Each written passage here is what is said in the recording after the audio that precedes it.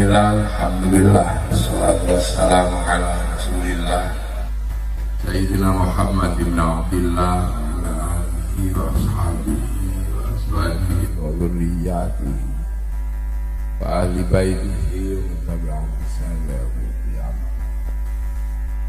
Para alim, para ulama, para kiai, para sesepuh wal songo, wabil khusus Hibul Fadilah Wasadah, Bapak Rektor Profesor Dr.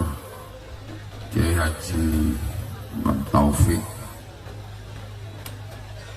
seluruh jajaran Sivitas Akademika UIN Wali Songo, khususnya Fakultas Sains dan Teknologi, Bapak Dekan, para hadirin wal hadirat, adik-adik Ar-Risalah, UKM Risalah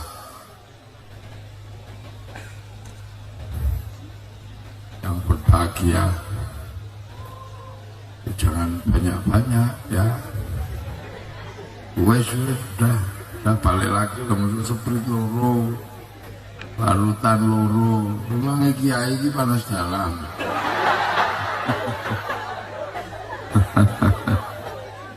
Iya, kan minuman suudon.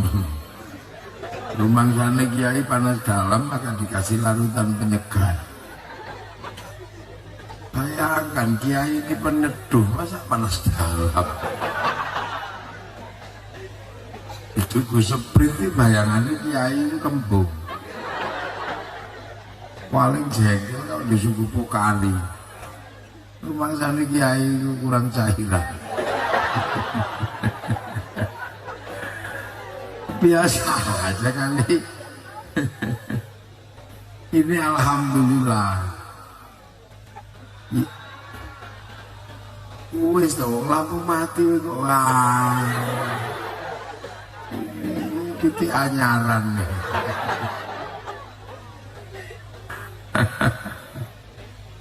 Ini kita ini menghadapi problem kekinian dan masa depan.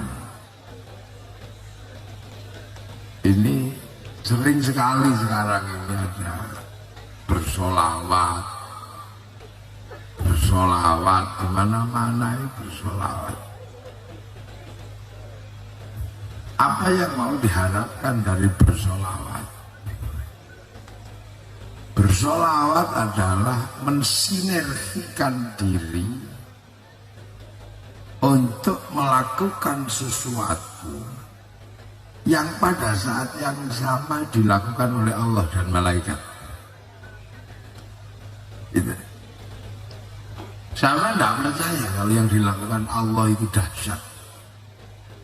Sama tidak percaya kalau yang dilakukan malaikat itu dahsyat. Nah, ada sesuatu yang dilakukan secara bersama dengan konstan dan kontinu, sebagaimana gravitasi, ya, konstan. Apa itu? Sholawat. Innallaha wa malaikatahu yusholluna 'alan nabi ya ayyuhalladzina amanu shollu 'alaihi wa sallimu taslima. Di situ pakai yusholluna. Yusholluna itu mudhari'. Apa kalau bahasa Inggrisnya? Present. Nah, semua itu lah. Aku yang rapatnya pintar. Terus pokoknya bahasa Inggris ini, bahasa Arab ini mudhari', sedang berlangsung dan akan terus berlangsung. Makanya karena di situ pakai yusholluna, maka kalau ada orang bertanya sekarang Allah pekerjaannya apa? Ya, baca sholawat. Malaikat Jibril setelah menurunkan wahyu pekerjaannya apa? Ya sholawat. Untuk itu yusholluna. Malaikat Israfil yang belum bekerja, karena pekerjaannya apa? kan bagian niup ya. Nanti pekerjaannya apa ya? Melawat. Wong disolu. Artinya bahwa ada satu sistem kontinuitas yang tidak pernah putus dan kita ingin berada di situ. Maka kita menyambungkan diri dalam frekuensi yang konstan dan kontinu. Sehingga apa? Akan terjadi satu siklus rahmatan lil alamin. Ini rumus. Ini rumus kiai cah sekolah mbuh. Makanya sholawat itu mandi. Ya, karena konstan dan kontinu seiring dengan yang dilakukan oleh Allah dan malaikat. Makanya apapun yang dilakukan dengan sholawat. Nah, Allah dan malaikat itu bersolawat kepada Rasulullah. Makanya Rasulullah bisa melakukan pekerjaan-pekerjaan yang keluar dari rumus yang normal. Artinya apa? Pekerjaan Rasulullah itu out of the box. Out of the box. Jadi kalau sampean punya sesuatu yang gak masuk akal, bacain sholawat. Karena kehendakmu akan seiring dengan sholawatnya Allah dan malaikat. Gagal cintamu pada seorang wanita, bacakan sholawat pada perempuan itu. Maka sholawatmu seiring konstan dan kontinu dengan sholawatnya Allah dan malaikat. Tinggal tunggu waktu, pasti I love you.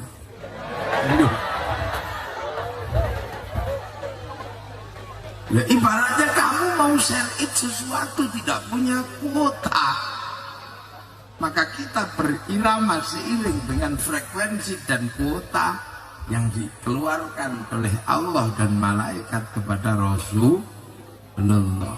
Maka sholawat akan mampu menembus seluruh sekalian alam.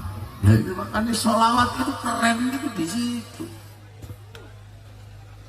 Jadi bukannya apa-apa, makanya orang kalau nggak mau baca sholawat nggak keren. Nah, makanya Rasulullah itu kalau dipakai secara teori out of the box, tapi berhasil. Contoh, Rasulullah itu lahir di Mekah. Lahir di Mekah, di mana orang Mekah ini yang diakui kealimannya adalah orang yang pandai membuat syair, pandai menulis, dan pandai membuat kalimat. Itu orang hebat. Tapi pada saat yang sama Rasulullah ditaruh di tempat seperti itu, di balik Rasulullah tidak bisa baca, tidak bisa nulis. Jangankan masuk masyarakat Arab, masuk UIN aja kalau nggak bisa baca, nggak bisa nulis, nggak lulus tes. Ini harus mereformasi, mendekonstruksi, melakukan konstruksi baru terhadap masyarakat Makkah yang alim dalam urusan menulis dan membaca. Pada saat yang sama Rasulullah diutus tidak bisa baca, tidak bisa nulis. Ya, ayo. Harus berat. Rasulullah diutus ke Makkah untuk menjadi messenger dan harus mengaku bahwa Rasulullah adalah utusan Allah. Dalam bahasa yang paling lazim disebut Nabi dan Rasul. Rasulullah harus mengaku Nabi dan Rasul pada orang Mekah, yang orang Mekah tidak mengenal Nabi, tidak mengenal Rasul. Orang waktu itu tidak kenal Nabi, tidak kenal Rasul. Dia kenal adalah penyair sama kahin atau dukun. Sehingga ketika Rasul mengaku aku Nabi, what? Nabi? Itu bahasa Inggrisnya kira-kira mana? Nabi itu apa? Ya Nabi itu apa? Orang Mekah nggak ngerti Nabi, orang Mekah itu pagan. Jadi ketika Nabi mengaku Nabi pada orang Mekah, ini sak perkara deh. Saya di sini ngaku sebagai seorang kiai tidak masalah. Karena anak Uin Wali Songo mengerti konsep kiai. Apa itu kiai? Bahasa Al-Qur'annya atau bahasa Arabnya disebut ulama. Bahasa Nabi al-ulama warasatul. Ngerti sampean. Jadi kalau saya datang ke sini mengaku ulama gak ada masalah. Gak datang juga ditunggu. Ketika datang dijemput, dicium tangan bolak-balik 10 kali. Karena kalian ngerti konsep ulama. Jadi saya nggak pernah khawatir ketika harus datang ke Wali Songo, disambut pakai duren. Karena konsep ulama sudah dipahami oleh orang dari UIN Wali Songo. Akan sangat berbeda dan berbanding terbalik ketika saya harus masuk ke pedalaman Irian. Di pedalaman Irian orang tidak mengerti apa itu Nabi, apa itu kiai, apa itu ulama. Mereka tidak mengerti karena konstruksi tentang pengetahuan seorang ulama tidak pernah diedukasi kepada orang Irian di pedalaman. Jadi ketika saya masuk ke sana, jangan sekali-sekali saya berharap mendapatkan penghargaan sebagai seorang ulama atau seorang kiai, karena orang sana pasti menganggap ketika saya masuk ke sana mungkin saya adalah bagian dari tim pemburu babi.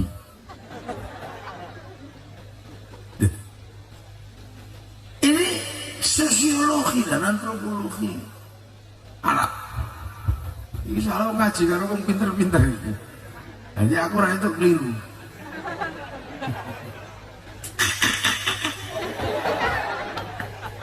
Lah, ini. Jadi Rasulullah ini menyampaikan aku Nabi, orang Arab nggak ngerti Nabi. Makanya begitu, kamu Nabi itu apa? Yang dirasakan oleh orang Mekah hanya masalah apa? Bahwa keberadaan Rasulullah Muhammad bukan masalah kenabiannya, tapi ajarannya jengkeli, udah itu aja. Ini ajaran apa sih Mat? Lu kan ngerti di sini gak ada air, lu suruh wudu, ngapain buang-buang air?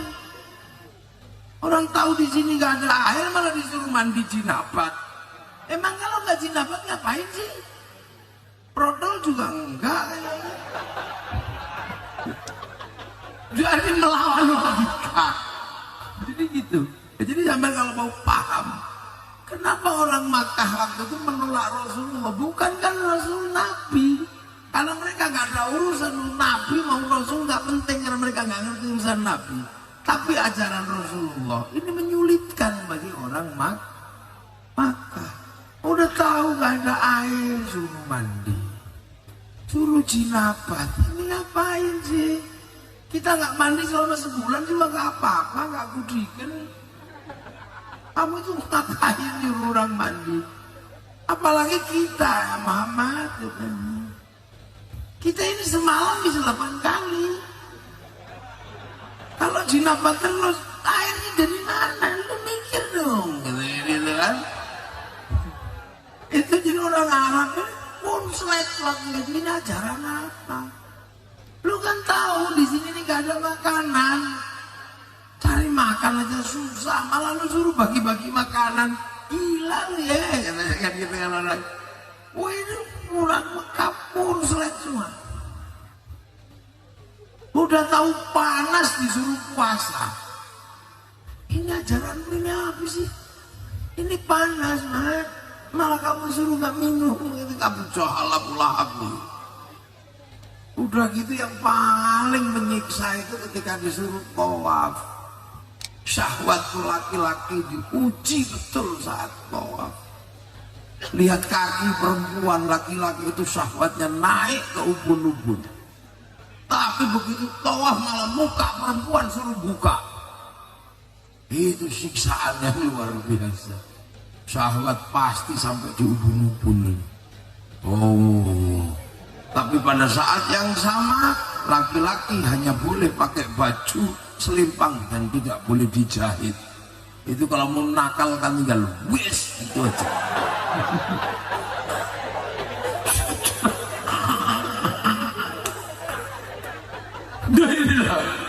Udah tahu di sini ini patung, lu bilang salah. Udah tahu di sini Tuhan banyak, kamu bilang Tuhan satu, nggak kelihatan lagi. Emang Tuhan itu apa sih? Aneh-aneh aja kamu katanya. Wah itu aja, itu yang bikin masalah bagi orang maka jadi bukan urusan Nabi mengaku Nabi, enggak. Jadi pelajaran Rasulullah itu bertolak belakang dengan problem sosiologi dan antropologi Arab. Makanya mau wis mumet aku mikir sementara yang di luar sana orang yang beragama yang mengerti Nabi itu adalah orang Yahudi, orang Nasrani yang megang Injil, megang Taurat, dan tempatnya tidak di Makkah. Tempatnya di mana? Tempatnya di Filistin, sama di Madinah.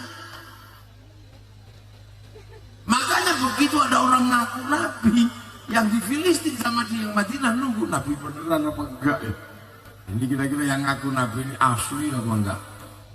Begitu ada kabar orang Makkah mengusir Rasulullah ini ke arah Taif, Yahudi Nasrani nunggu di Taif, ditungguin ini Nabi asli apa enggak ya?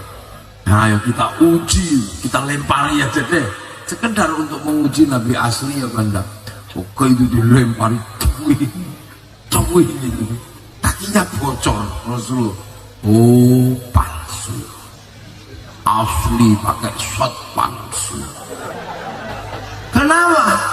Yahudi Nasrani punya back mind, punya pikiran yang sudah tertanam ribuan tahun bahwa yang namanya Nabi itu kekuatannya melampaui manusia biasa. Orang-orang Yahudi Nasrani punya nenek moyang namanya Ibrahim, seorang Nabi, dibakar tidak mempan. Gak mempan, dibakar gimana? Bakarlah, Namrud, habiskan kayumu, gak apa-apa gua habis. Belum ada moyang Yahudi hebat, bakar gak mempan. Oh, burung potong-potong keluar, hidup lagi. Dan tiba-tiba ada Nabi kok kakinya bocor palsu. Apalagi Nabi Musa, nenek moyang Bani Israel, sakti, tangan masuk saku keluar jadi listrik. Jenggotnya Fir'aun pegang separuh hitam separuh putih, tongkat dilempar jadi barongsai. Hebat, ini Nabi luar biasa. Ya, tongkat pukul laut jadi jalan tol, jadi saintek lewat. Makanya kalau ketemu tongkat Nabi Musa, praktek sini. Lah terus punya nenek moyang begitu, tiba-tiba ada Nabi baru dilempar kakinya bocor, palsu, yakin. Orang Nabi Musa itu Nabi sakti, Nabi hebat, cabut nyawanya sama malaikat Israel. Malaikat Israel dikempiling kok, bawa kepalanya pecah malaikat Israel. Akhirnya salah dia, salah kamu, ngapain nyamar jadi manusia. tempiling, lapor sama Allah, ya Allah itu siapa mau tak cabut nyawanya kamu ditempiling gitu. Wah itu Musa, kamu jangan main-main sama orang satu itu, aku aja pernah dikomplain gitu. Makanya sopan, dia pernah bilang ilmu mau habis ya Allah, enggak tak kasihkan Khidir dan dia gagal. Makanya yang sopan, Assalamualaikum ya Musa, salam, apa mau tak tempeling lagi? Enggak Musa, enggak. Nyawamu itu udah expired. Nah, waktunya tak cabut. Coba cabut, ngomong dulu dong, yang benar. Enggak, temenku kan udah ngomong, katanya rambutmu udah putih. Iya kenapa?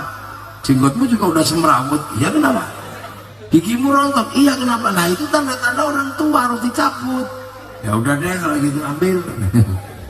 Mati Nabi Musa. Tapi orang Yahudinya mikir Nabi Musa dicabut nyawanya karena giginya rontok, rambutnya putih, jenggotnya semrawut. Akhirnya orang Yahudi punya kebiasaan nyemir rambut, memperbaiki gigi, nyukur jenggot supaya kalau malaikat datang, belum waktunya dia.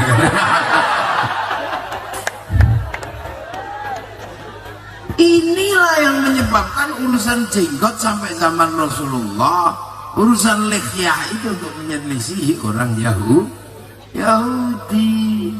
Cuman urusan jenggot itu jadi ribet gara-gara Kiai Said Akhir mengatakan orang jenggotnya panjang itu goblok, itu aja yang bikin ribet. Tapi apa Kiai Said salah? Ya nggak salah. Masa tiba-tiba ada orang mengatakan sesuai penelitian saya dengan metodologi induktif, deduktif, apa imperatif kategori dalam referensi saya yang ada di Frankfurt, semakin yakin bahwa Wali Songo adalah fiktif. Wali Songo di tanah Jawa itu adalah rekayasa Belanda, tidak ada satupun bukti karena karyanya tidak ada. Ini dokter, ya dokter ini namanya dikenal dengan nama Zainal Abidin kalau tidak salah. Kemudian dikuatkan oleh Dr. Badrus Salam, jenggotnya panjang dua-duanya. Akhirnya Kiai Said jengkel, dasar orang kalau memang jenggotnya panjang itu goblok. Maksudnya ya dua orang ini yang ngacoin ya. Tapi dua orang ini juga salah berpikir akhirnya, dia bingung. Dia balas Kiai Said yang goblok. Masa penerus Wali Songo mengatakan orang berjenggot panjang itu goblok? Padahal seluruh Wali Songo faktanya berjenggot. Lah katamu kemarin dia nggak ada. Kalau sekarang Wali Songo berjenggot, Tapi banyak orang bawa bimoli jadi goreng daging ayam, daging sapi. Ya inilah. Kadang ada banyak orang konslet. Sama sekarang ada orang mau bikin seminar Gajah Mada Islam, namanya Gajah Mada. Saya disuruh menseminarkan, terus ikut Gajah Mada Islam ini. Saya ketawa, nggak mau. Ini temanya goblok. Lu kok goblok gimana? Ya ini jelas tema ngawur. Ngawurnya gimana? Ini buktinya otentik. Nggak perlu bukti saya. Oh teorimu ngawur. Lu kok ngawur? Saya kemarin tahlilan, kamu bilang musyrik dan doa orang hidup pada orang mati itu nggak nyampe. Mendoakan aja nggak nyampe, sekarang malah kamu mau mengislamkan orang mati. Gajah Mada sudah mati malah kamu islamkan. Aku dongak loh Pak Arani Ratu tuh ini malah murid mau mati mau Islam no. Nah, teori ini konflik.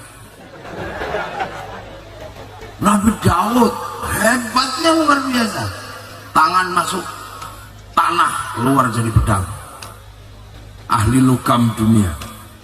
Makanya Israel gak mau melepas prinsip-prinsip Daud, pegangan Zabur. Maka akhirnya Israel, Yahudi jadi ahli logam dunia.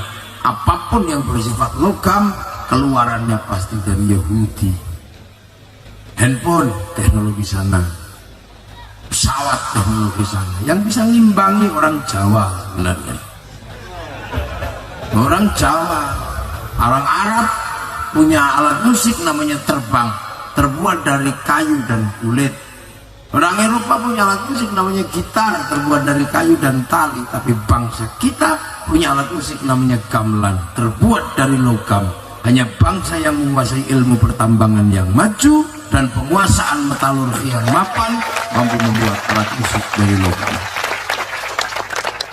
Cuman logammu kamu musyrikkan, bid'ah, rif, bid'ah, gamelan, ya akhirnya kehilangan metalurgi dan pertambangan.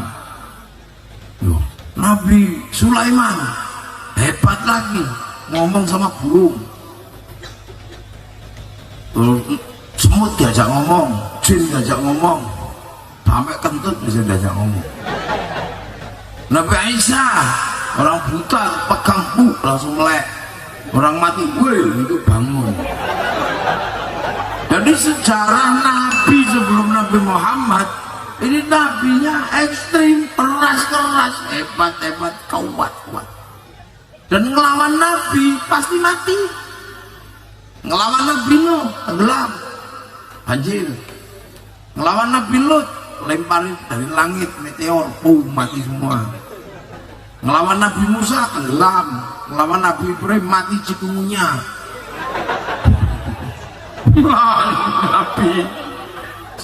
Nabi Aisyah lepra. Tapi begitu di zaman Nabi, orang yang melempari batu apa gemuk. Ini apa ini loh, makanya orang ketelin, wah ini gak masuk akal ini. Nabi palsu ya ini. Jadi prototip Nabi ini berubah di saat Rasulullah. Padahal Rasulullah ini jadi Nabi ketika problematika dunia sudah sangat besar. Nabi Adam ketika jadi Nabi problematikanya tidak banyak, hanya problem percintaan, Habil dan Qabil. Hanya itu aja. Kamu mau nggak nikah sama kakakmu? Enggak, jelek.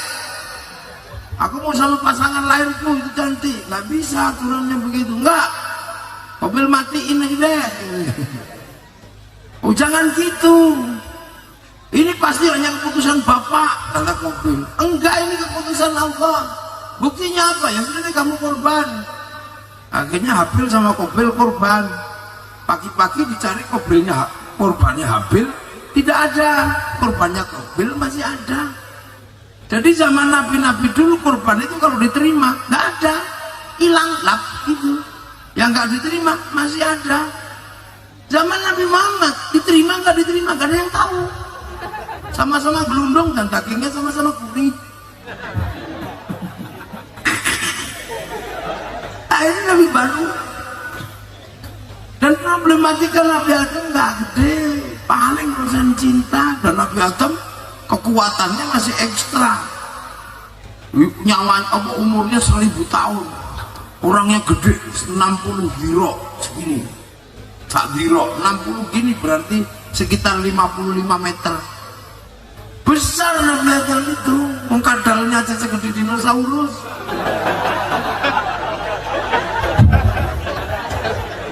Jadi digigit dinosaurus itu cuma gatel gitu toh.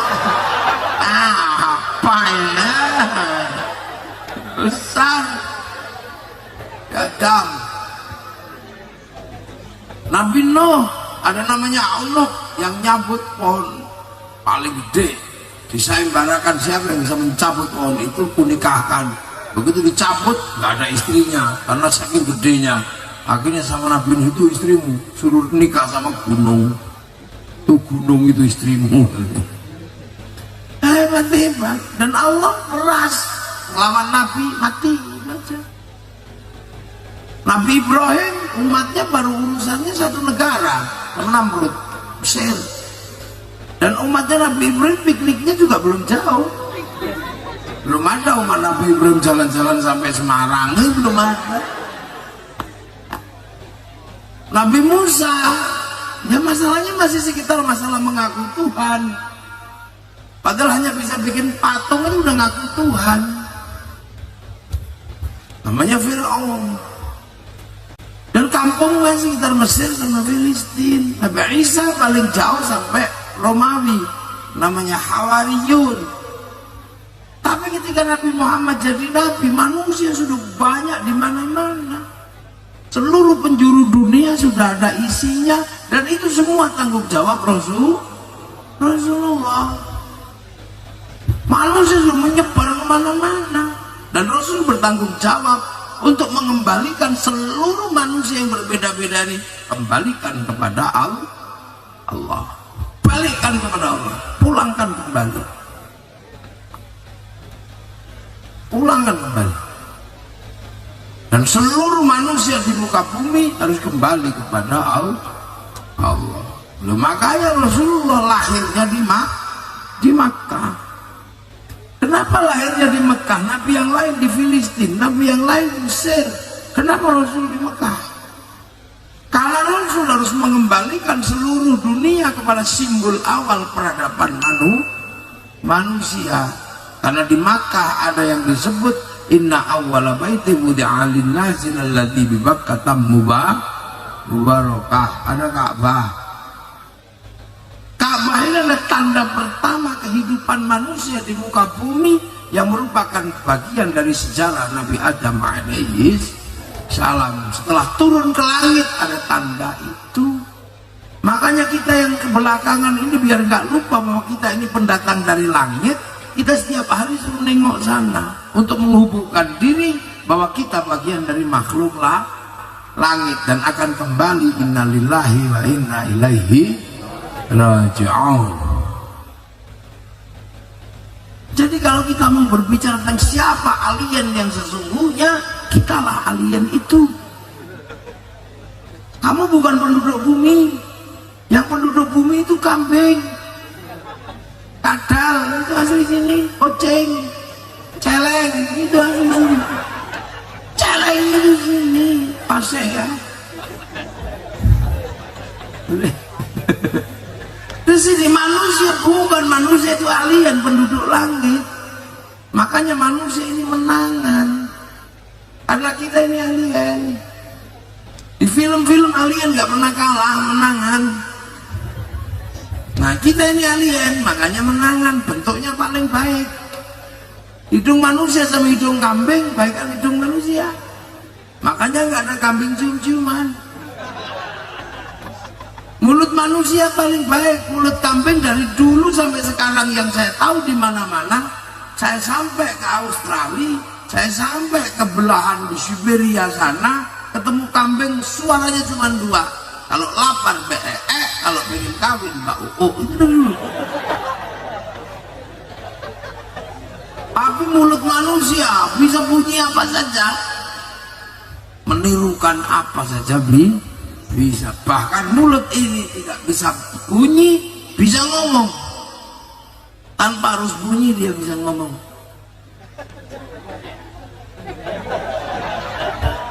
Tangan manusia terbaik. Dia bisa melakukan apa saja, megang apa saja bisa, cewek bisa, tekuk-tekupil bisa, bahkan dia bisa ngomong.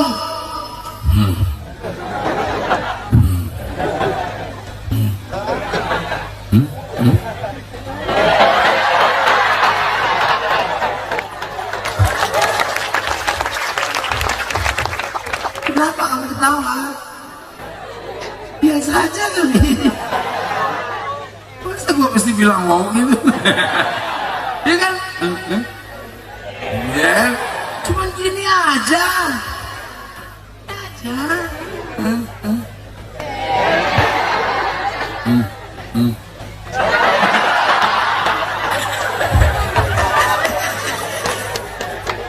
Ini manusia.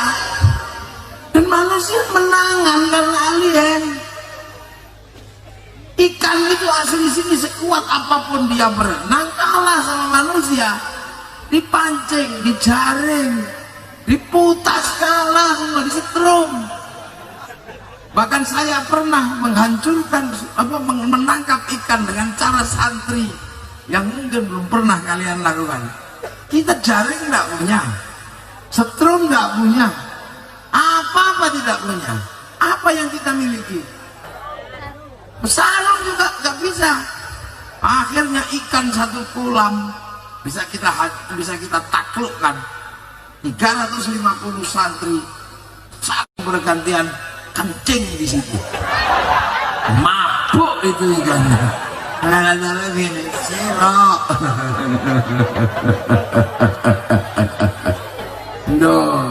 Kalah. Burung sekuat apapun dia terbang kalah sama manusia.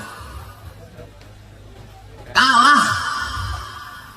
Angkasa yang begitu kuat bikinkan pesawat.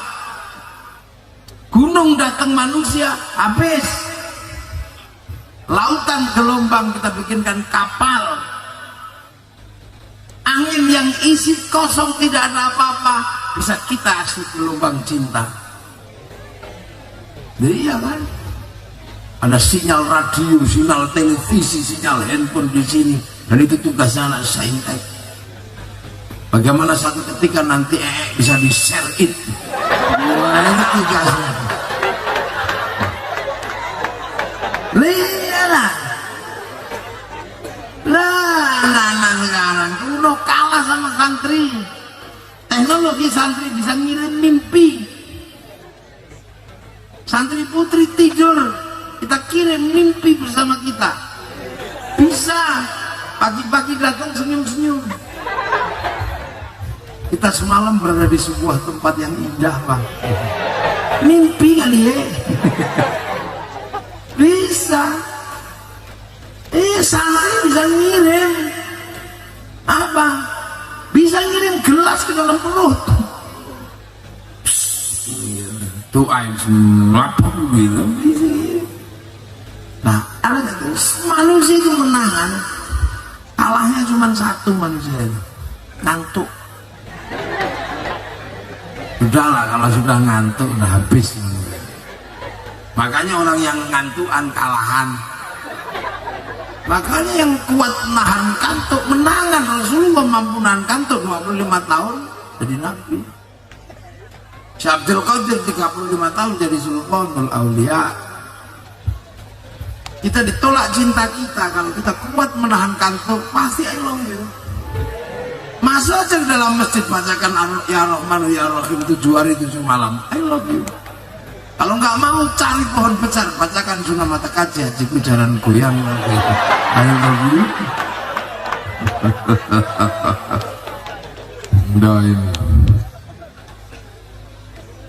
Jadi ditarik ke situ sama Rasulullah. Dari manusia akhir zaman biar kembali ke titik kepada Allah, ajak kembali menghadap ke peradaban pertama di muka bumi. Inna awwala baiti wudi'a lin-nasi lalladzi bi Bakkah mubarakah. Umat Nabi Muhammad, nabi terakhir. Ketika manusia sudah berbeda-beda bangsa, berbeda-beda suku. Nabi Adam baru satu keluarga, Nabi Ibrahim baru satu negara, Nabi Musa baru satu negara, dan hanya dari batasan Mesir sama Palestina. Tapi umat Nabi Muhammad yang ditanggung sudah merajalela di mana sudah berbeda bangsa, berbeda suku, berbeda wajah. Yang di Arab masih cantik ganteng, yang pindah Eropa tinggi besar rambutnya merah, yang di Afrika hitam gosong kayak kopi, yang pindah ke Cina tembem-tembem sipit-sipit, yang ke Indonesia pesek-pesek lembes. Nah, ini tanggung jawab Rasulullah rahmatan lil alamin. Maka agar umat Rasulullah ini mengerti dan tidak berkelahi karena perbedaan suku, perbedaan bangsa, ditarik oleh Rasulullah untuk apa? Kembali ke titik awal pertemuan manusia di muka bumi antara Nabi Adam dan Siti Hawa yang ditandai dengan tugu kuno namanya Jabal Rahmah. Maka kaum muslimin tarik situ, ajak Jabal Rahmah biar tahu bahwa manusia dulu dari bapak yang sama, ibu yang sama. Ada satu persaudaraan universal yang namanya ukhuwah basyariyah. Kita hanya dibilang saling pengertian lah. Orang Arab kenapa cantik ganteng, kita pengertian karena mereka nggak ada air, maka dibikin cantik ganteng. Kalau dibikin jelek nggak mandi tambah jelek. Udah gitu. Orang Eropa kenapa tinggi besar rambutnya merah? Karena di sana ada musim dingin, sehingga apa? Kalau dibikin kecil kedinginan mati. Maka arus besar. Orang Eropa kalau musim dingin nggak ada matahari, mataharinya hilang, sehingga sinar ultraviolet tidak menembus bumi, pigmen kulit berubah bintik-bintik kayak kulit tekek. Maka orang Eropa pergi ke negeri tropis, salah satunya Indonesia. Untuk apa? Berjemur di pantai-pantai Indonesia. Maka jangan salah paham, itu bukan pornografi tapi berjemur. Maka kalau di antara kalian ada yang jadi pemimpin nanti, tidak usah bikin perda syariat, tulis masuk ke Indonesia harus pakai jilbab. Kenapa? Mereka akan pindah ke negeri tropis yang lain dan kita kehilangan devisa. Kalau kita nggak tahan melihat mereka pakai bikini, kasih satu pulau dan jangan kita ke situ. Kalau nggak tahan, ini cara memahaminya. Makanya karena kita ini orang Indonesia paham itu. Orang Eropa kalau musim dingin nggak ada daun, seluruh daun rontok di musim gugur. Makanya bulan Desember hari raya Natal pakai daun cemara, karena bukan saking hebatnya daun cemara, ya daun itu aja yang nggak rontok di musim gugur. Makanya seandainya Natal itu asli Semarang, bisa daun jambu, bisa daun mangga. Makanya siapapun kalian yang nanti ngurus masjid, nggak usah emosi. Jangan kau tanam cemara di depan masjid kami. Itu pohon Kristen. Semenjak kapan pohon punya agama? Jangan pandang. Afrika kenapa hitam kosong? Ada singa. Allah nitipkan singa di Afrika. Kalau manusianya dibikin putih, dikejar singa kelihatan. Makanya dibikin hitam biar kalau tengkurap udah ketahuan. Cina kenapa tembem sipit? Karena musim dingin salju turun, mataharinya keluar, silaunya luar biasa. Maka lama-lama begini. Tapi kenapa kita kecil-kecil, pesek-pesek, minimalis? Tulangnya kecil, tubuhnya kecil, matanya kecil, mulutnya kecil, gak ada masalah buat kita. Karena Allah menempatkan kita di belahan bumi yang paling indah, namanya Indonesia.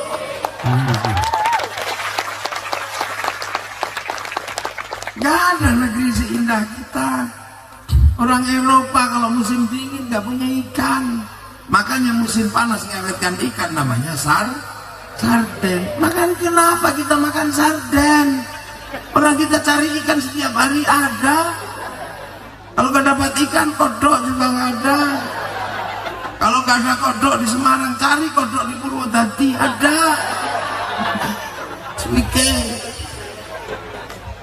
Nah ini kita harus pengertian. Makanya cara pandang kita, siapapun yang ada di sini harus punya cara pandang Indonesia. Yang Arab punya cara pandang Arab, yang Eropa punya cara pandang Eropa, yang Afrika punya cara pandang Afrika. Jangan kita memaksakan diri memainkan sepak bola untuk mengalahkan Inggris. Mustahil. Bolanya sama, lapangannya sama, manusianya beda. Sana lari satu langkah, kita 10. Makanya sepak bola di Indonesia nggak pernah bisa bersaing dengan sepak bola internasional. Tapi sebagian dijadikan sarana untuk alat tawuran. Kadang-kadang gitu. Nggak usah membayangkan menang NBA. Kita kecil. Maka teknologi olahraganya, jangan olahraga basket, kalah sama orang Amerika.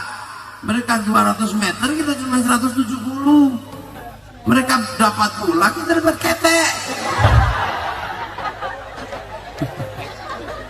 Gak usah bayangkan tinju, gak usah bayangkan bisa mengalahkan Mike Tyson, susah. Saya bisa bikin Pak Rektor itu anti pukul. Bisa saya bikin, tak bikin itu tinju nggak apa-apa, tak kasih ilmu kebal. Tapi tetap kalah sama Mike Tyson, sekali ditinju keluar ring, melompat karena kecil. Gak usah membayangkan MMA bisa mengalahkan Khabib apa? Ya itu pokoknya itulah namanya. Gak usah. Makanya kalau urusan olahraga, kita membayangkan olahraga kita kayak Thailand. Dia punya sepak takraw. tawarkan ke seluruh dunia. Dia bikin sangat profesional. Begitu ditawarkan dan diakui menjadi olahraga dunia, Thailand pasti melakukan takraw dengan yang terbaik dan mereka menang. Kita punya olahraga lokal, main kelereng. Kita punya. Ayo galakkan main kelereng di lapangan Win Bali Songo. Ayo bentik. Gubak Sodor, udah mandar, dakon. Ayo, atau yang itu apa yang kakinya bawa batu sambil gini-gini gerak, itu olahraga. Kita punya. Maka orang-orang sains harus membayangkan bahwa bangsa ini harus bangkit dengan cara bangsa Indonesia. Ini anak-anak muda sekarang selalu membayangkan bangsanya bangkit dengan cara lain.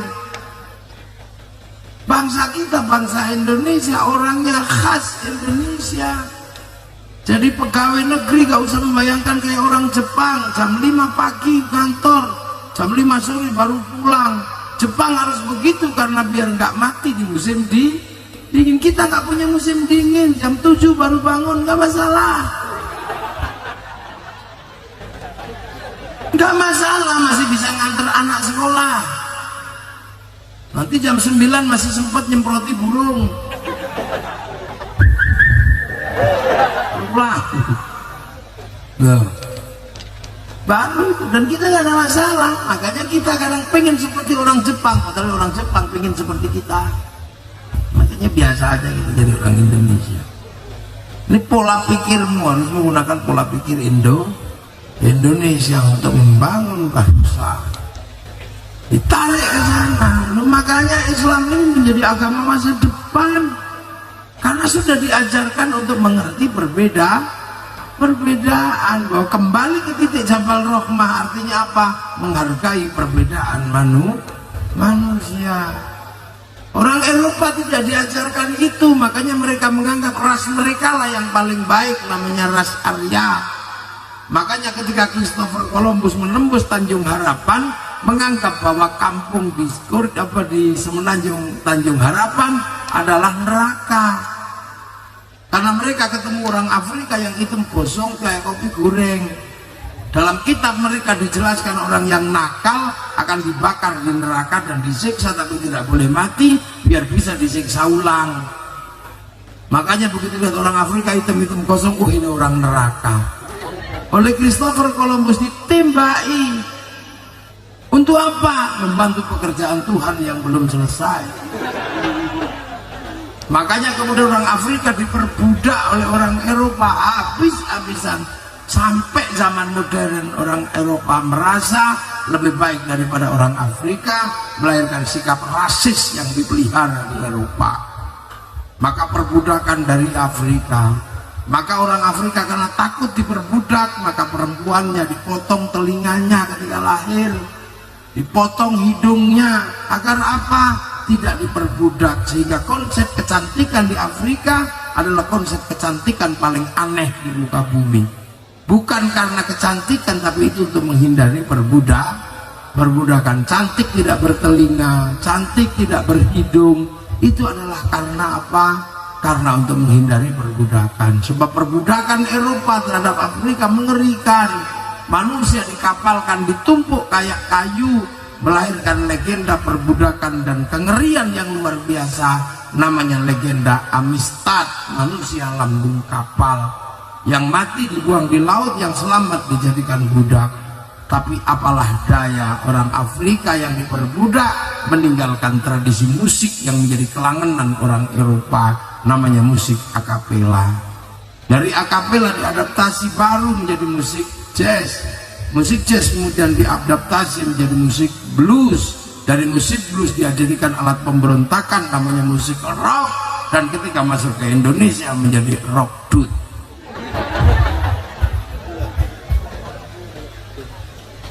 Pikir sih jadi pikiran. Nah, ini.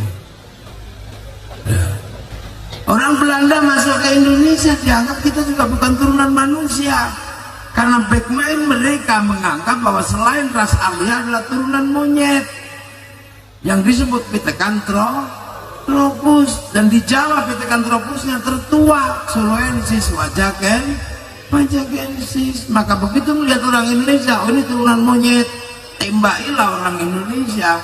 Dan Belanda mengajarkan menyebut penduduk Indonesia, penduduk Jawa dengan sebutan kowe, karena kowe adalah turunan monyet, anak munyuk jenenge kowe. Maka jangan panggil temanmu kowe, karena kowe adalah anak munyuk, tidak punya hak konstitusi.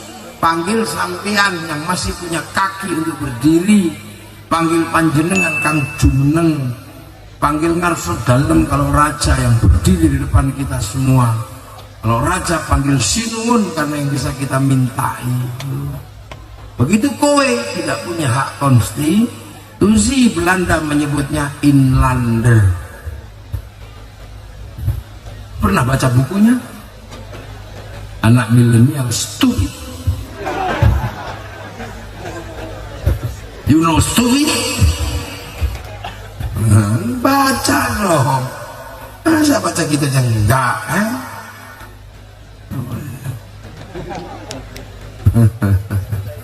itu celok satunya lagi. Maka jangan, ini dunia baru sampean. Lah itu, nah Islam sudah diajarkan manusia berbeda-beda bangsa, berbeda suku, tarik ke situ. Nah peradaban baru ini peradaban Nabi Ibrahim. Karena Nabi Ibrahim punya generasi namanya Bani Israel dari Nabi Ishak, punya generasi Islam dari Nabi Ismail. Seluruh dunia sekarang masih peradaban Ibrahim. Sebagian besar benua Eropa dikuasai oleh orang-orang Yahudi, sebagian besar dikuasai oleh orang Nasrani dari Nabi Isa, Yahudi dari Nabi Musa. Sama-sama turunan Ibrahim. Beberapa belahan dunia dikendalikan oleh orang Islam. Turunan Nabi Ismail, basis konsolidasinya ada di Makkah Mukarramah dan Madinah. Sebagian besar ada di India, menggunakan agama namanya Hindu, punya pemimpin namanya Brahma. Ibrahim, Brahma, dan Abraham adalah insya Allah dari satu nama, hanya berbeda tempat dan berbeda generasi penyebutannya. Kenapa ada kesamaan? Ibrahim punya istri namanya Sarah, Abraham punya istri namanya Sarah, Brahma punya istri namanya Saraswati. Ini tugas kalian anak-anak terpelajar biar nggak stupid ya, baru pintar. Hanya karena orang Sanskerta ada watinya, Saraswati, Megawati, Fatmawati, Rahmawati. Tapi kalau bahasa Arab orang Indonesia menyebut lebih pendek, Sayyidati menjadi Siti, Sayyid menjadi Yi. Ya, nah agar kaum muslimin tidak bentrok dengan turunan Ibrahim, maka kaum muslimin diajarkan napak tilas Makkah, di mana Nabi Ibrahim melakukan konsolidasi di titik pasca Nabi Adam dengan doa Rabbana inni askantu min dzurriyyati biwadin ghairi dzi zar'in 'inda baitikal muharram Rabbana liyuqimus sholata waj'al afidatan minan nasi tahwi ilaihim warzuqhum minats thamarati la'allahum yashkurun. Maka jejak Nabi Ibrahim diabadikan namanya Maqam Ibrahim, jejak Nabi Ismail diabadikan namanya Hijr Ismail, jejak Siti Hajar diabadikan dalam Sofa Marwah. Menapak jejak itu dikenal dengan ibadah haji.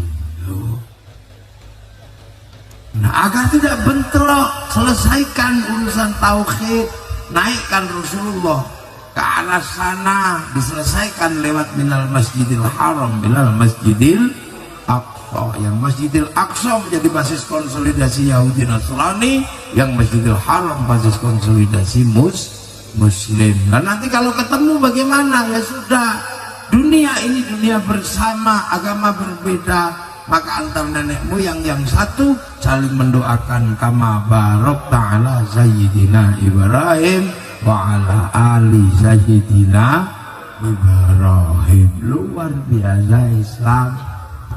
Dan sekarang ketemu semua yang sudah disiapkan ini. Kenapa? Milenial. Ketemu semua hari ini. Tidak harus kemana-mana. Dulu saya kalau ingin lihat gajah Afrika, saya nunggu flora dan fauna. Sekarang kalian nggak perlu kemana-mana. Yang penting punya smartphone, kalian bisa menjadi warga dunia dalam satu titik di dalam kamar. Mau ke Afrika tinggal ketik di sini, kucing Afrika keluar. Mau iseng bokong India ada. Dulu kami kalau malam selalu pakai senter, pakai lampu. Sekarang ada di sini. Dulu kami mendengarkan sandiwara radio sahur sepuh Brahma Kumbara, kemana-mana harus pakai radio digantungin pikul. Sekarang dia ada di sini. Kalau kami dulu harus mencari koran agar bisa mengerti informasi, dan yang kita baca kadang sebulan setelah dibaca Pak Camat. Sekarang koran ada di sini. Untuk melihat dunia dalam sebuah berita televisi dan kegembiraan musik, dulu kita harus menunggu televisi. Sekarang ada di sini. Dulu kami harus bertanya kepada semua orang arah jalan ini kemana. Sekarang ada di sini, namanya Google Map. Makanya ini dunia baru. Maka anak-anak kalian sampean ini benar-benar menjadi orang baru, orang milenial. Tidak lagi menggunakan rembulan untuk merayu kekasih. Sudah tidak ada di wajahmu seperti purnama, nggak dikenal. Rayuan itu rayuan kami masa lalu. Kami adalah manusia zaman old. Kalian zaman now, merayunya aneh. Dan harus kami terima, itulah kalian. Kekasihku, apa? Nanti pulang kampus kita jangan lewat jalur selatan. Kenapa? Aku nggak bisa mengutarakan hatiku. Jangan sini. Dek, apakah bapak mesti berpenjara? Kenapa? Karena engkau mampu memenjarakan aku dalam hatimu. Itu anak-anak milenial. Kami dulu kalau rindu dengan kekasih kami, mesti ke pasar cari kertas warnanya pink. Untuk menulis kalimat cinta dengan tinta berwarna biru, jangan berwarna merah. Karena merah artinya putus. Sehingga warna bagi kami adalah identitas dan simbol. Tapi bagi milenial, warna bukan lagi identitas dan simbol. Kami menulis dengan penuh air mata. Kekasihku, semenjak aku diterima di IAIN Wali Songo, masih IAIN bukan UIN. Ketika aku diterima di IAIN Wali Songo, terpaksa kita harus berpisah untuk sementara waktu. Karena aku harus mencari ilmu demi masa depan kita berdua. Itu kan zaman Pak Rektor. Tapi entah kenapa malam hari ini aku begitu merindukanmu. Sakit rasanya merindukanmu. Perih. Seperti kata penyair, kau tusuk di sana, berdarah di sini. Aku tidak biasanya merindukanmu seperti ini, sampai aku menggigil. Terasa 1000 bulan aku merindukanmu. Padahal baru kemarin sepertinya kita bertemu di persimpangan jalan itu. Kekasihku, mengertilah. Aku memaksakan menulis saja ini karena aku udah nggak tahan. Karena setiap melihat bayang-bayang sesuatu, seperti aku melihat siluet bayangmu. Tapi aku paksakan menulis saja rindu, karena aku tahu kau pun merindukanku. Sebab aku merasakan malam hari ini kau dan aku sedang duduk di bawah sinar rembulan yang sama.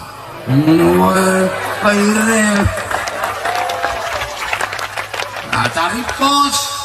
Sekarang kalian udah nggak lihat Pak Pos. Maka nggak ada lagu Pak Bos, itu nggak ada.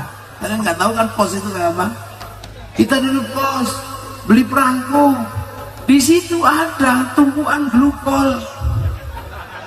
Tapi glukol tidak menghasilkan romantisme, maka setiap mengambil perangko kita menggunakan ludah. Itu keindahan waktu itu yang kalian gak bisa merasakannya. Bahwa rindu itu berdebar-debar, nak. Perih, sakit, maka jangan rindu. Biar saya saja, aduh, indah kami rindu. Berdebar-debar, berdebar-debar. Seminggu gak dapat jawaban, kita berpikir jangan-jangan dibuka pengurus pesantren ini saudara. Nah, ada Pak Pos lewat debar-debar, Pak Pos lewat berdebar-debar, debat itu berkelebat-kelebat rindu. Kamu gak merasakan itu, kamu orang milenial, rindumu mudah pecah. Ibarat telur belum menetas sudah pecah. Kenapa? Karena mudah rindumu. Tinggal ambil handphone sekarang, kalau rindu miring sudah, dan nggak perlu banyak kata-kata, kirim, bawahnya cuma ditulis mah.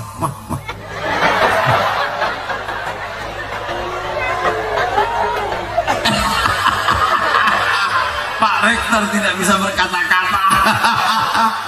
Teringat masa lalu, entah dengan yang mana.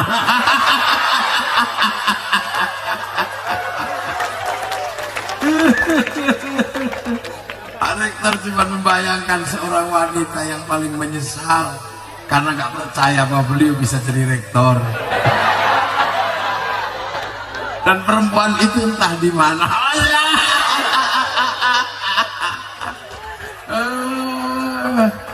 Iyalah, sama kayak gini dulu Pak Rektor juga begini zaman kuliah, gitu. Dan orang juga nggak percaya bahwa sampean besok akan jadi presiden, nggak ada yang tahu. Makanya cintailah perempuan hari ini, cintailah laki-laki hari ini, dan yang bisa menerimamu hari ini, maka dialah perempuan yang mencintaimu. Iya, laki-laki yang bisa menerimamu hari ini adalah laki-laki yang benar-benar mencintaimu. Setelah jadi rektor, semua wanita pengen menjadi istrinya.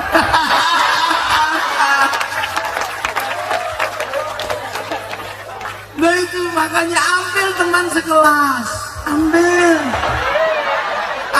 teman antar fakultas, ambil. Bangun sejarah cinta. Karena dengan sejarahmu lah nanti cintamu menjadi kuat. Karena ingatanmu akan sudut kampus akan menjadi perekat ketika terjadi masalah dalam rumah tanggamu. Iya, aku dulu juga begitu. Pernah, iya. Ketika gede, ketika sudah agak tua, istriku lihat ternyata bukan dia aja. Karena dia menemukan surat cinta dari beberapa perempuan sebelum dia. Dia marah, ternyata aku bukan yang pertama. Iya, kamu bukan yang pertama. Aku dibohongi, iya. Kalau aku nggak berbohong, nggak mungkin aku mendapatkanmu. Dasar penipu, iya. Untuk urusan cinta, akulah penipu yang paling sejati. Tapi kenapa banyak sekali perempuan yang mencintaimu? Karena aku laki-laki yang layak dicintai. Laki-laki yang layak dicintai pasti banyak perempuan yang mencintai. Sebagaimana perempuan yang layak dicintai pasti banyak laki-laki yang mencintai. Carilah perempuan dan laki-laki seperti itu. Karena kalau kamu dapat perempuan yang tidak ada pernah mencintainya, pasti perempuan ini sedang bermasalah. Iya, kalau ketahuan kenapa banyak sekali aku laki yang paling banyak dicintai.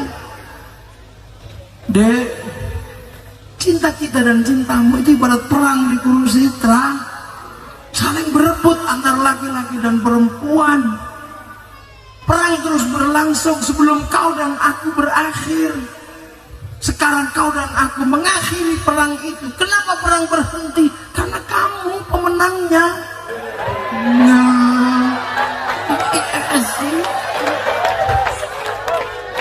Atau terkadang kita menemukan perempuan yang kita cintai, ternyata banyak sudah dicintai oleh laki-laki. Kita nggak usah emosi kalau dia ternyata WA-an sama mantannya. Berbahagialah kita punya kekasih WA-an sama mantannya. Itu yang akan membuat kita terlihat gagah. Dek, kamu ternyata SMS-an sama mantanmu. Maaf bang, nggak usah maaf, lakukan terus. Bila perlu mantan-mantanmu yang kamu rindukan, hadirkan dalam mimpimu, hadirkan dalam hari-harimu. Jangan kau hapus nama mereka dari hatimu, karena sekarang tugaskulah yang akan menghapusnya.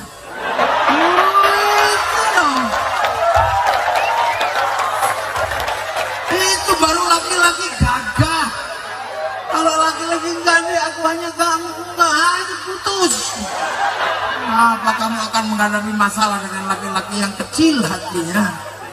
Gitu dong. Aku pernah ribut dengan istriku gara-gara tak suruh dandan jam 7 sampai subuh. Dandan yang cantik habis jam 7 sampai dari jam habis subuh sampai jam 7.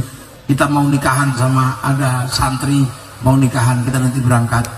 Dandan cantik jam 7 pagi, duduk di belakang saya berserta anaknya, saya di depan sama santri yang nyupir. Di perempatan jalan lihat perempuan yang cantiknya luar biasa. Mulut saya keluar kalimat, ya Allah, cantiknya perempuan itu. Saya lupa kalau membawa perempuan di belakang saya. Dia marah, saya dimaki-maki sama ibu dari anak-anakku. Dasar mata laki-laki, aku sudah di sampingnya masih saja memuji perempuan lain. Seandainya aku nggak ada, apa yang akan terjadi? Saya nggak bisa ngomong karena nggak mungkin saya bilang enggak dek. Saya udah bilang ngomong, saya melihatnya. Cowakar habisnya, diam. Tenang, kita laki-laki nggak usah emosi.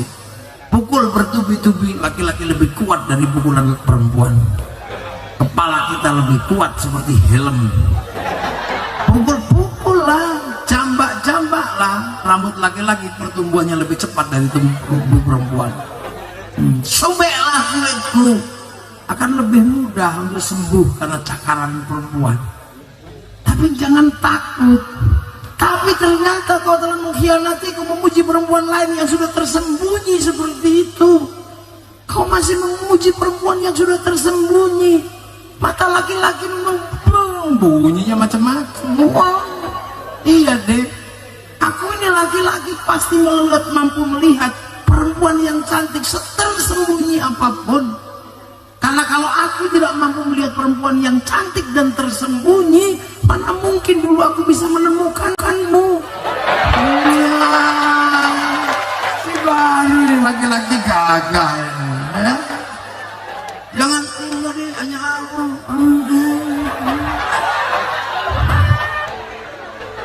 Lah itu dulu zaman kami sebelum zaman milenial. Kamu tidak merasakan itu. Kalau rindu nggak terlalu sakit. Bang, ada yang lebih asing nggak? Merek lagi lirik dong, langsung bisa. Dulu nggak bisa, seminggu nggak ketemu. Perih rasanya kalau rindu itu. Makanya laki-laki di usia saya kalau jatuh cinta susah untuk dipudarkan. Lihat, karena terlalu dalam kami menanamnya. Kalian kelahi kalau zaman saya selesai, pindah selesai. Sekarang sudah dipisah masih WA-an, pelek kamu. Ini milenial ketemu semua umat Rasulullah di kala ini ketemu. Kita ngaji didatangi oleh orang Jepang, bawa mic dia di Jepang. Kita melakukan apapun yang memfasilitasi orang Korea, mereknya Samsung. Kita pergi ke haji yang memfasilitasi pesawat orang Yahudi. Perempuan kita jelek yang memfasilitasi kecantikan orang Prancis. Karena budak Semarang, beras ditumbuk, gak mungkin dipakai, lonteng kabeh. Nah kalau seandainya kita tidak punya mindset dan cakrawala berpikir untuk memahami perbedaan, saat inilah terjadi pertarungan yang paling mengerikan antar manusia.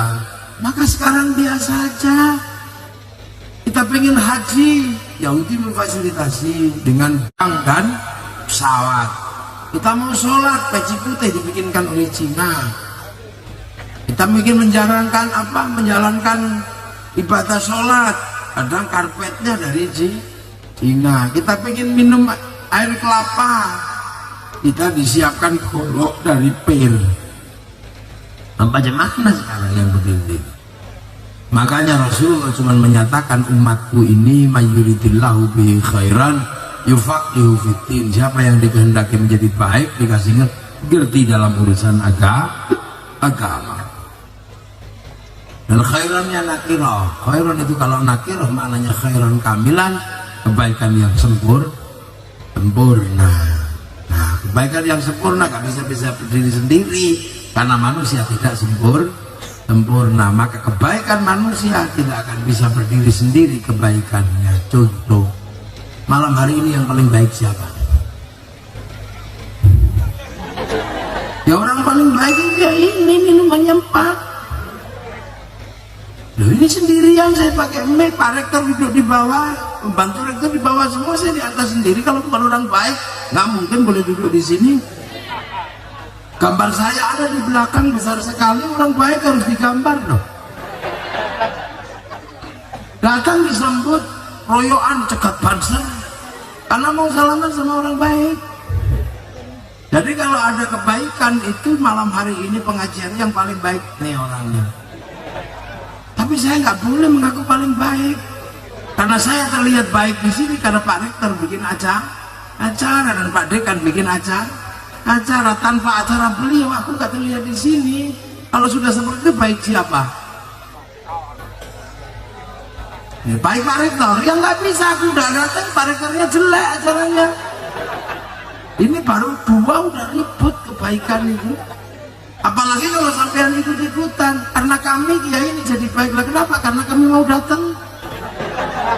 Maka itu namanya pengajian.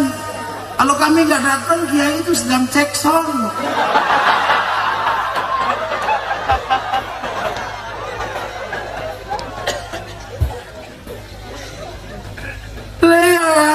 Ini baik itu nggak bisa berdiri sendiri. Makanya ya Allah, umat Rasulullah ini nggak bisa. Nah ini konsep rahmatan lil alamin awal dan dasar. Ini yang harus kita pegang. Ya karena sekarang sudah jam 11, jam 10. Gantian saya ini nggak enak sama Pak Lutfi. Diminta ngaji di alun-alun Pekalongan malam hari ini. Tapi pagi-pagi di sana masih gini-gini sama bibitin. Nanti saya datang baru ngaji jam 12. Jadi ini belum mulai ya saya. Ini belum mulai ngaji saya. Nah, ini mukadimah aja belum selesai. Makanya dari tadi saya udah amma ba'du belum. Lah ya karena apa amma ba'du itu nutup mukadimah. Nah saya mukadimahnya belum selesai maka belum amma ba'du dari tadi. Ini baru pengantar. Lah ibarat tulis skripsi ini baru pengantar, belum sampai kepada daftar isi, belum. Masih jauh, apalagi kesimpulan, nah itu masih setahun lagi. Jadi kalau ngaji sama saya memang jangkanya panjang. Gak bisa terus tunjuk poin itu nggak bisa. Kalau tunjuk poin itu biasanya bukan kiai. Jadi biasa aja, makanya tenang ya. Nanti kapan-kapan kita lanjutkan lagi. Ini belum apa-apa karena anak-anak saintek ini kalau nggak dididik untuk menjadi mental yang terbuka pasti masalah nanti. Karena orang eksak maunya pasti-pasti aja, dipikir agama itu pasti. Kadang banyak ya, saya pernah ditantang, saya pernah bilang kamu nggak bisa dong menjelaskan agama dengan cara seperti itu. Kamu belajar agama dari mana? Saya punya teksnya bisa saya pelajari. Saya juga bisa. Kalau hanya sekedar membaca teks dan hafal, saya bisa baca teori bedah saraf tulang belakang dari seorang dokter. Kalau cuma bisa membaca dan mengerti, bisa saya. Saya cuma butuh waktu 3 hari untuk membaca teori bedah saraf tulang belakang. Dan begitu dites, mulut saya ngapalkan teori, padahal saya bukan seorang dokter. Tapi jangan paksa saya untuk masuk ke ruang bedah, mati semua. Nah sekarang orang baca teori dipikir ngerti cara prakteknya. Makanya banyak orang konslet memahami agama, apalagi orang eksak dipikir membaca agama itu kayak membaca teori gravitasi. Ditanya nanti kapan-kapan kita lanjutkan, semoga ini menjadi berkah, karena kita belum apa-apa tadi itu. Ini baru kerangka berpikir aja belum selesai. Ya kan terbiasa kita nyusun skripsi ya, atau pengantar, daftar isi, terus akhirnya bab 1, bab 2, ini deduktif, induktif, imperatif, kategori, panjang, nanti referensinya ibit, objek, loksik, panjang ya. Ya gitu, pengetahuan itu begitu. Jangan waton, jangan begitu pakai ibit pak. Kafara yukafiru, kufrone nggak bisa. Nah kita lanjutkan nanti. Masih ada ini, jadi ini belum selesai. Masih ada yang melanjutkan ini, sholawatan lagi. Kan belum mahal qiyam kan? Sudah lagi dong. Ya, sudah saya tak melanjutkan perjalanan ke Kalongan. Saya mendoakan semoga sampean diparingi keberkahan ilmu. Ya, Pak Rektor diberi keberkahan amanah dan kemanfaatan anak turun, anak cucu kita semua dalam ridho Allah Subhanahu wa taala. Al-Fatihah.